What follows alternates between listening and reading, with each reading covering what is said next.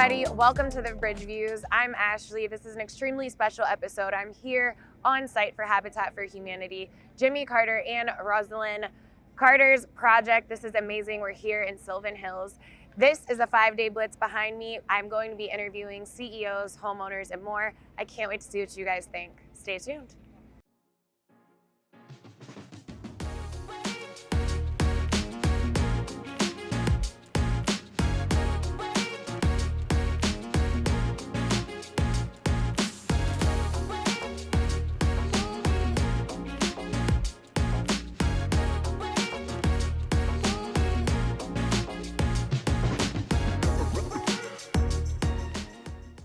I'm here with Jonathan Reckford from Habitat for Humanity. He's the CEO and has been since 2005. So over 20 years, he's gotten to see Habitat for Humanity grow, not only here in the US, but also multiple countries. I believe you guys are in over 70. Is that correct? That is crazy. Welcome. Well, I guess I should be welcoming to the Habitat for Humanity. We're on site. This is such a massive project. I'm just astounded. I had no idea that you guys were in over 70 countries now. How has it been seeing it grow from, it has to have grown since 2005. It has. So in a way, it's an amazing story of people like in Atlanta. In fact, I was just meeting with a group of folks who hosted the last time the Carter Project was in Atlanta, and it was 1988, and Habitat was a tiny organization. And really, we were started in 1976. This is our 50th year. It was really tiny, and then President Carter got involved with Mrs. Carter in 1984, and that's when the world found out about Habitat. And then it grew. In our first 30 years, we helped about 1 million people around the world have newer improved housing. Since then, we've helped another 64 million people globally have newer improved housing. And we are proud of that, and yet we have the greatest housing crisis in modern times right now. So we are not winning, but this is such a special week. And if you look behind us, we're building 24 homes in the Lansing Park neighborhood. These were slabs on Monday, and so you can see over 2,000 volunteers this week coming out to build. And I think the beautiful part is not just build, but build community. So these homes are going up, but we're also building relationships and building some hope for the world. How hard is it, especially seeing now, you've been with the company for at this point over 20 years. How hard is it to see where we are now with the affordable housing crisis? And as you guys are trying to do such a big project and commit, how hard is that? And how do you guys navigate that? You know, the sad part is the last 6 years have been an affordability disaster. So it's always been tough for a lot of families to be able to afford to rent or buy on a reasonable percent of their income. And then when COVID happened, it was really a perfect storm. Supply chains got disrupted, and suddenly all the inputs got more expensive. Everyone wanted more housing just at the time when land costs went up, building materials went up, skilled labor went up, housing finance went up. And so we've seen prices in Atlanta have nearly doubled on this side of town in the last 6-7 years. And that means the gap between what it costs to create a unit of housing and what families can afford is really the widest it's been in modern times. Is that what made this area specifically so important to put so many houses? Because I know you have some single family and some townhouses as well. Is that how you guys picked this area? It is. Well, this is a historic neighborhood. We'd actually built, there's a lovely house we built a few years ago right across the street. Habitat's been building in this area for a long time. This is so beautiful because this lovely green space and all these trees, this was a brownfield old factory piece of land Habitat owned for a number of years. And when we think about bringing the Carter Project to a community, there are a few things we look at. One, do we have a great affiliate? Atlanta Habitat is a fantastic Habitat affiliate. Two, do they have a project where hosting the Carter Project will accelerate what they're trying to do anyway? And this allowed us to raise a lot of extra money and move faster than they otherwise would have been able to here. And three, do we have need? And my goodness, do we have need in Atlanta? So this week is not just about the 24 homes, but really shining a spotlight on the need for everyone to care about affordable housing. How do you feel like Atlanta can become a spot or a hub for more equitable housing instead of displacement? I feel like we see it a lot. Different areas are getting gentrified. Houses are just being torn down and lots sit. How do you think Atlanta can help fix that? Well, it's so important that we do fix it because historically one of the great strengths for Atlanta is it was affordable. Right. And people, you know, from a wide range of incomes could come, find housing and find jobs. And that was one of the reasons Atlanta was growing so fast. Now it's going to be really tough to attract people if they can't afford housing. And to your point, if we don't increase the supply, then you get resistance to building more housing because people are scared of getting pushed out.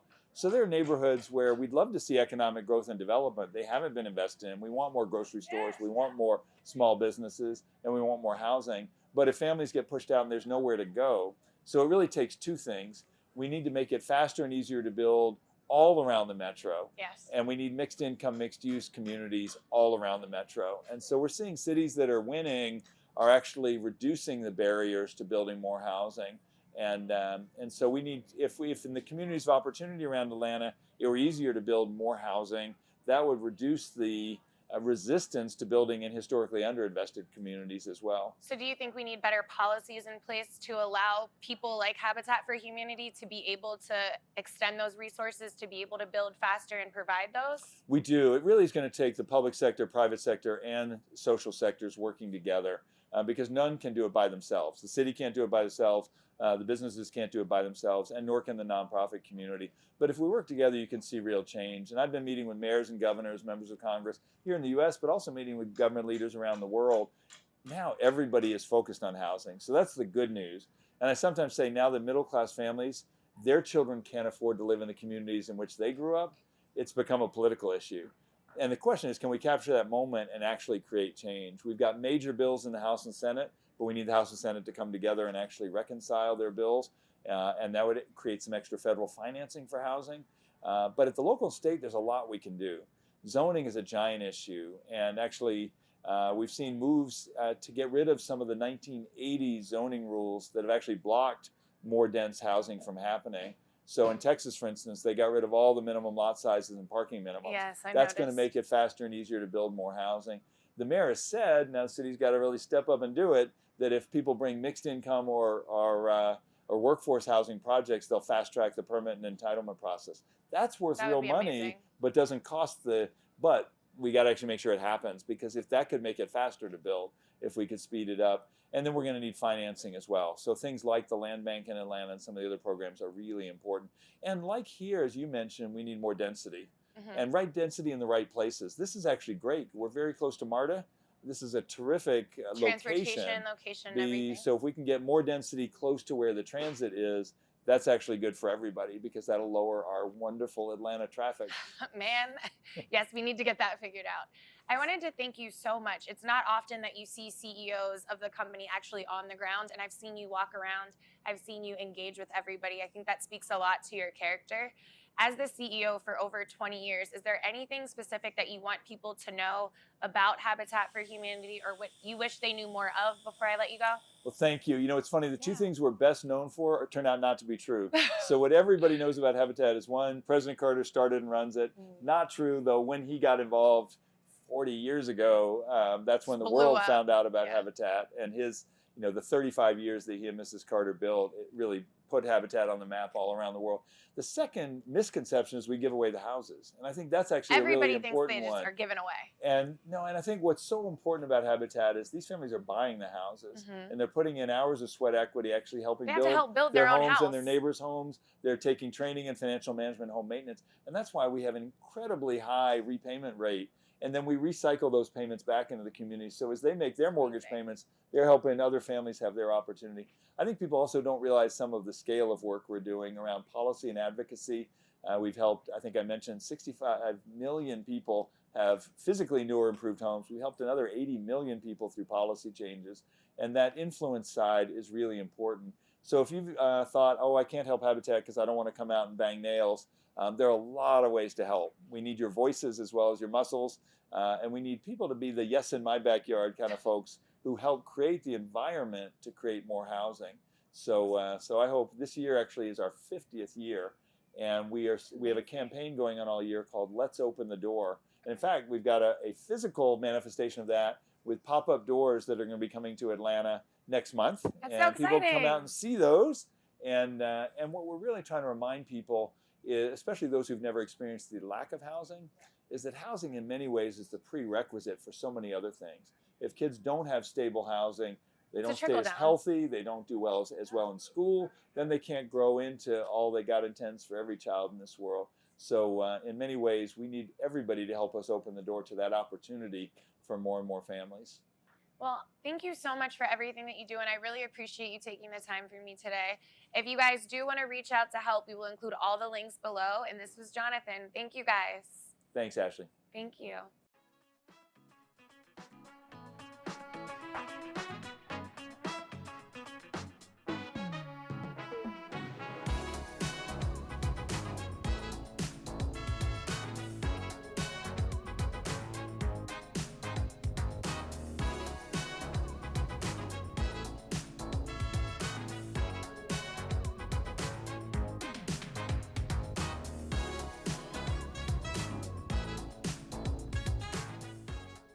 I'm here with Rosalynn Merrick, the CEO of Atlanta's Habitat for Humanity. Rosalynn, thank you so much for joining me today on this beautiful project in Atlanta. How does it feel seeing your baby here in Atlanta just come to life? Thank you for having me. Of and course. This feels amazing. I need better words. I've been saying how proud I am, and this is amazing. And those words now feel too small to capture what's really in my heart. We are here in Langston Park in Southwest Atlanta, and we are building 24 homes in 5 days. It sounds crazy. It's been miraculous to watch it unfold.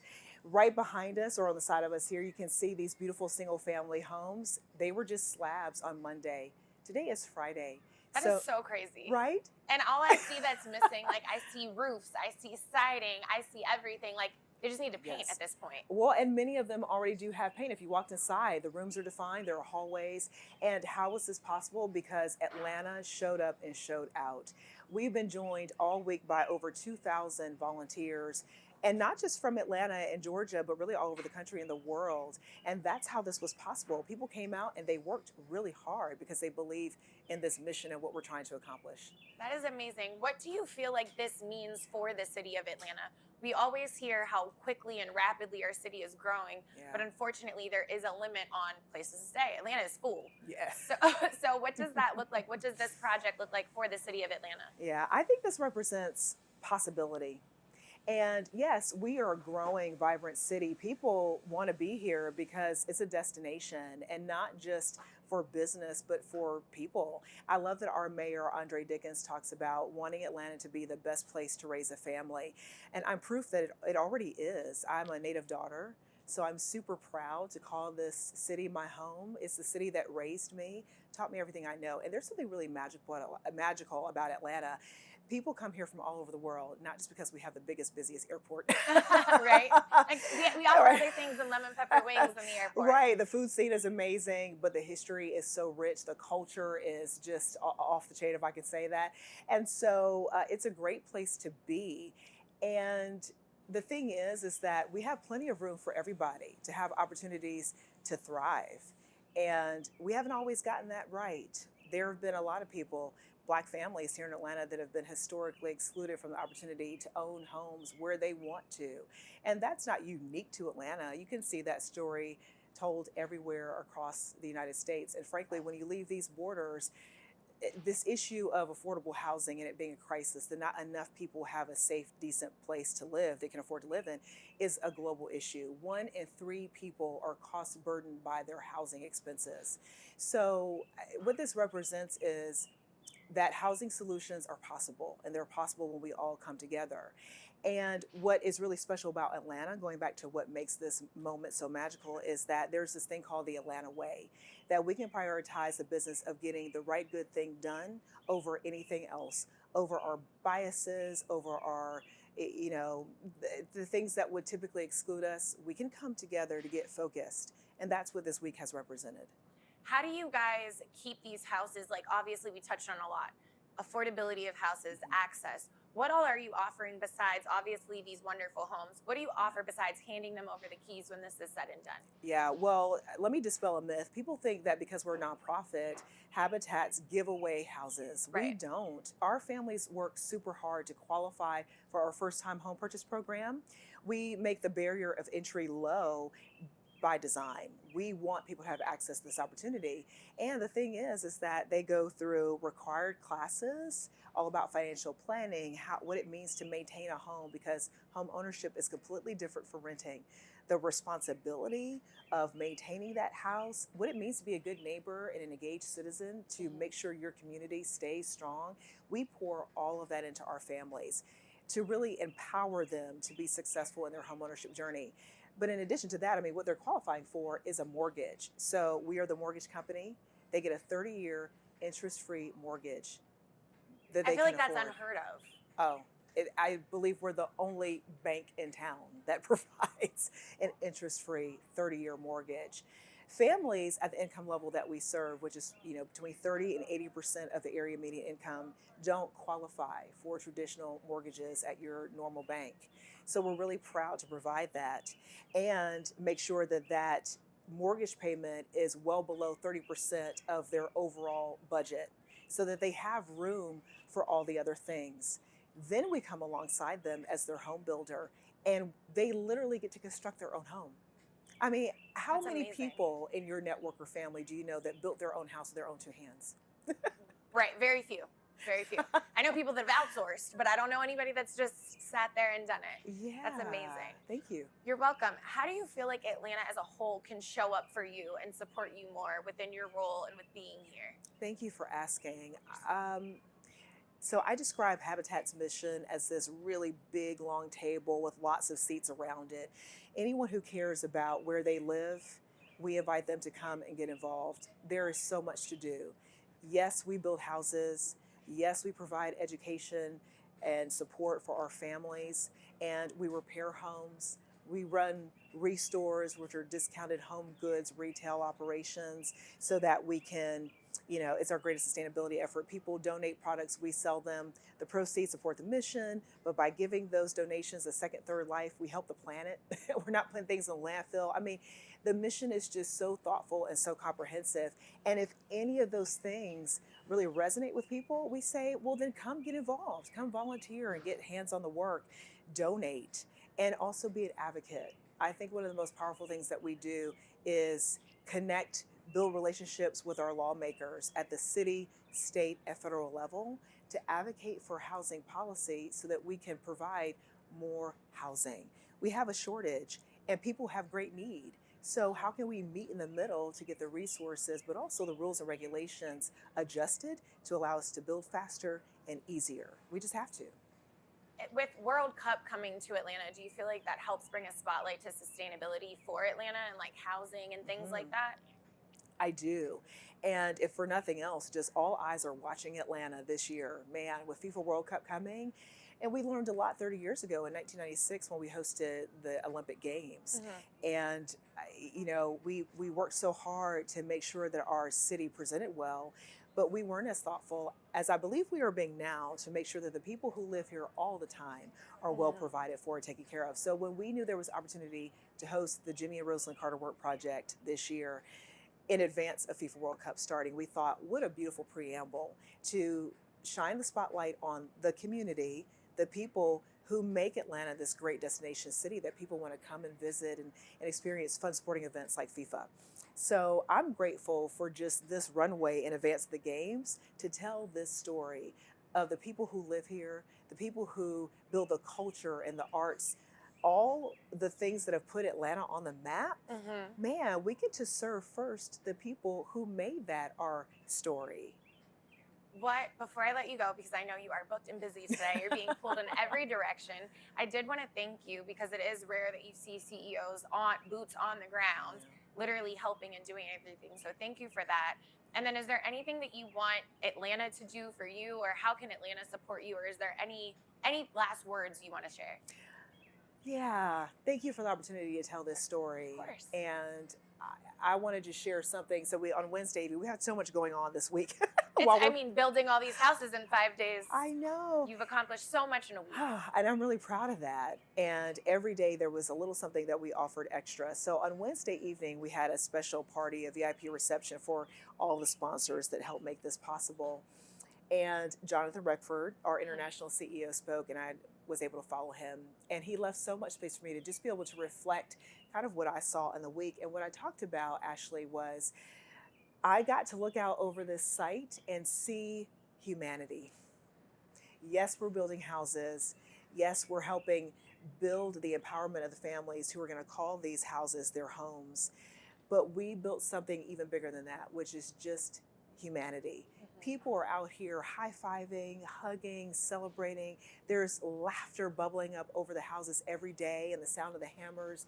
And I look out on that and I think, this is right and good, and it's so needed, especially right now, at a time when, I don't know about you, but I feel like we're so divided. Oh, for sure. As a people. For sure. Right? Where we talk so much more about our differences than all the things that we have in common.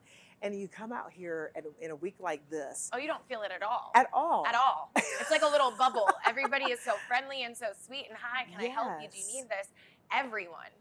And the Carters really created that as they created this work project some 40 years ago almost, right? And the thing is, you don't need the Carter Work Project in your city to create this. You can create it yourself in your household, in your family, in your community by being a good, thoughtful, intentional neighbor, just connecting as human beings. So my spirit feels whole again having seen that this week. I love that. I didn't realize how much You I needed it to bear witness to that. Yeah, it's been incredible. So thank you, Atlanta. Thank you, Georgia. Thank you to every state that showed up and represented so well during this impactful week. Thank you for helping us build homes. Thank you for helping us build humanity. Thank you so much for your time. I will include all of her links below. So if you do want to reach out and you are local to Atlanta and you want to help and you want to come out, it'll definitely be provided below. Thank you again for your time. I really appreciate it. Appreciate you.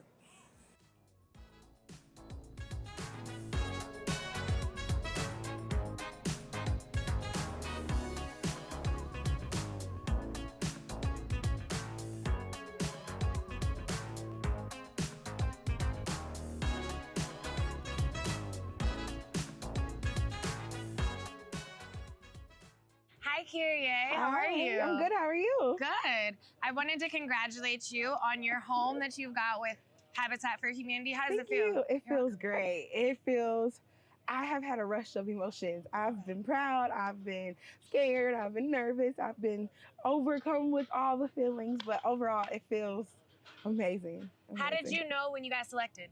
I got an email that said that I was ready for the next step, which was after I did application. It was a home visit, and they came to my home with my mom, and we had to sit down, and they wanted to put a personality and a person to a name on the paper, so that when they went and spoke to others and said, hey, this person deserves a house from us, it wasn't like just a name, it was a personality.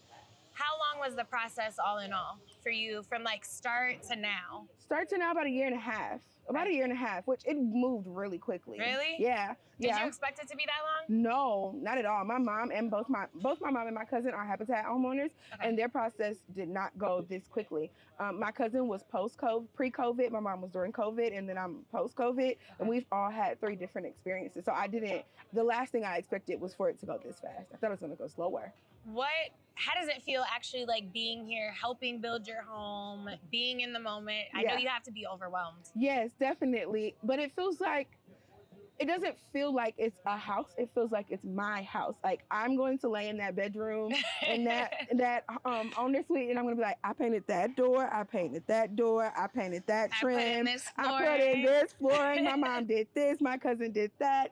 It's like, it's my home because I put the work in it. Like this home literally has my sweat in it. Equity? It literally has my sweat equity in it. Yes, yes. How do you feel about the area? I like it. I didn't know much about the area. I don't work far from here, but it's not in the Sylvan Hills community. And I've passed through several times, but coming through to actually experience like what it's like to live here, I come after work and I just kind of sit. I want the neighbors to see my car, know my car, Like, get used to me, I'm here. Please and thank you. I call my car pay. We will be coming this way a lot, okay, girl? All the days. I love it. So it feels good. I feel safe. I feel secure. And most importantly, I feel comfortable. Okay. Every time I walk in that door, I'm just like, You can like take a deep breath. Yes. Was the process, what surprised you most? I feel like obviously you're younger. Mm-hmm. Owning a home at this point in time seems kind of unreachable. Yeah. So you got all the goals. What in the process was like, oh my God, I didn't expect this? I knew about the financial classes that I had to take, what I did not expect was somebody getting down and dirty with my finances. In your business. In my business. In your business. Telling all the things. And they want to know, like, what did you spend this on? Why did you spend this much of money? Was it just for you or someone else? Where's this money going? How much is in savings? How much is in your plan? It's like, whoa. Very personal. Whoa. But now I have a strong handle on my finances. And now I know exactly where every penny is going. I know what penny is going to my savings and such and such and such and such. So it makes me feel like I have a strong handle on my finances before moving into my home. So you feel more comfortable now? Yes. With a hold on it. What advice would you give anybody trying to get into the program, or if they're like, I don't think this is for me? Yeah. Would you recommend it? Most definitely. I think my biggest piece of advice would be don't give up.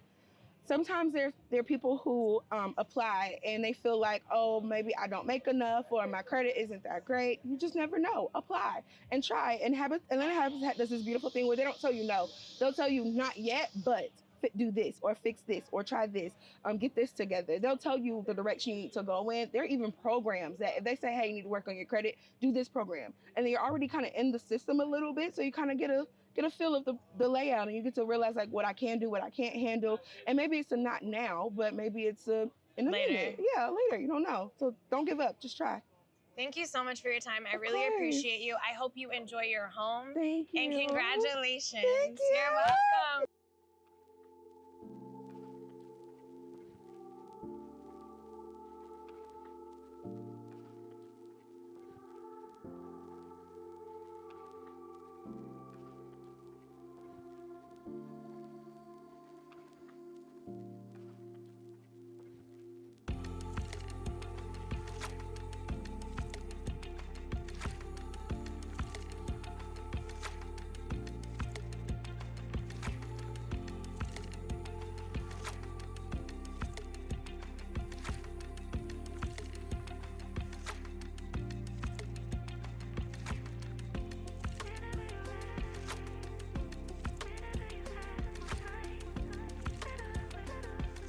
Hi, Margaret. Hi, Ashley. How are you? I'm good. How are you? Good. I think you're doing a little better than I am. I mean, you're suited and booted and working. You got your hammer, your hard hat. Yeah. How's it been being out here on site? It's been fantastic. We've been here since Monday, and as you can see, I mean, that was a flat slab when we got here.